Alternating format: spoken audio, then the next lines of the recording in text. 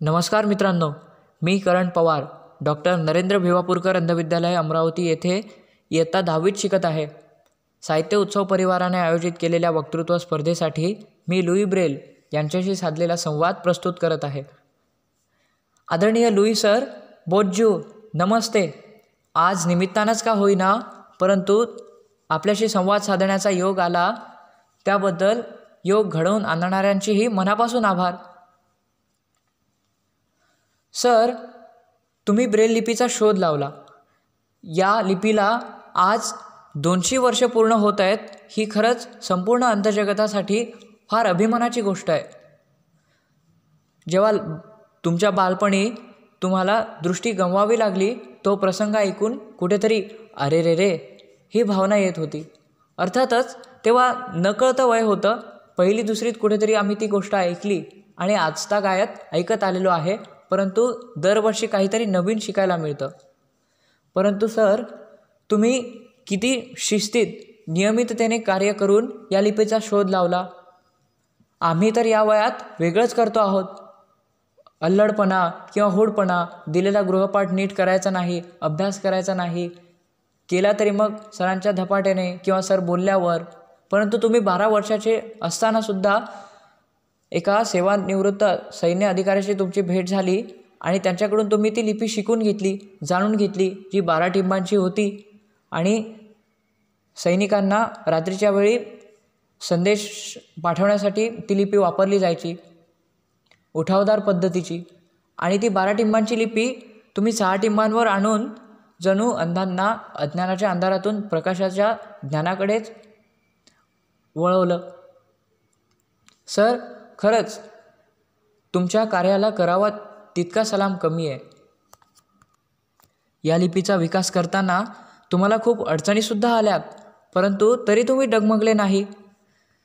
तुम्ही तुमच्या शाळेत शिक्षक म्हणून जेव्हा रुजू झाला होतात, तेव्हा तुम्हाला ही तुम्ही शोधलेली लिपी शिकवण्याची सक्त मनाई होती.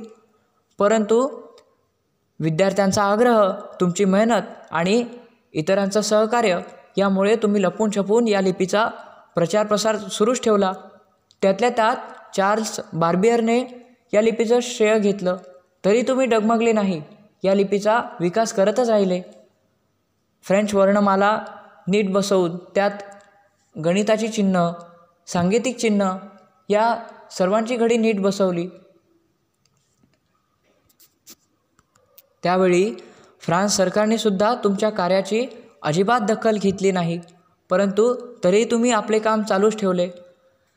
त्यावेळा शिक्षण घेणं किती कठीण असेल ना संपूर्ण अंधबांधवांना.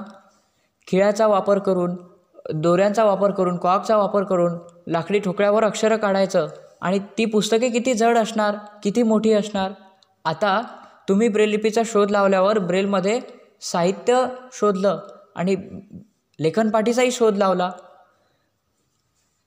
आणि आता कुठे मी ब्रेल शिकलो आहे, परंतु अजूनही मला ब्रेलचे काही बारकावे माहीत नाही.